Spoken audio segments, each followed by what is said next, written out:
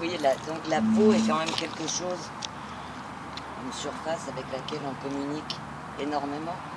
Surtout avec les chevaux, on a tendance à les caresser, à s'en approcher. Et là, donc, on est éloigné de tout ça, de toute une épaisseur. De quelque chose qui est quand même... on n'a pas du tout la même précision. On est beaucoup plus engourdi, en fait. Oui, puis Natacha, ce que tu dis là, c'est très intéressant parce que toi, tu es éloigné du contact de ton cheval. Mais les gens qui vivent au quotidien avec cette maladie, ils sont éloignés aussi du contact avec les gens. Parce que quand on n'a pas une peau, on n'existe que partiellement. Et puis c'est quand même l'image de son corps entier qu'on transmet à travers la peau.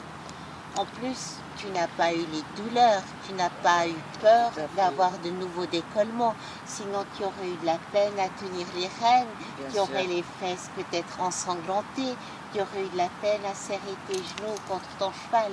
Et tu as fait du cheval avec une certaine sécurité, celle de ne pas avoir peur de te blesser en plus. Parce que j'imagine qu'il y a très peu d'enfants papillons qui peuvent se permettre même d'essayer de monter sur un cheval parce que c'est déjà trop traumatisant pour leur peau. Et notre première surface de contact vers l'extérieur est la plus grande en comparaison avec le reste. C'est le sens qui est quand même une surface de contact énorme. Dans notre privé, ça doit être une drôle de chose à vivre. Oui.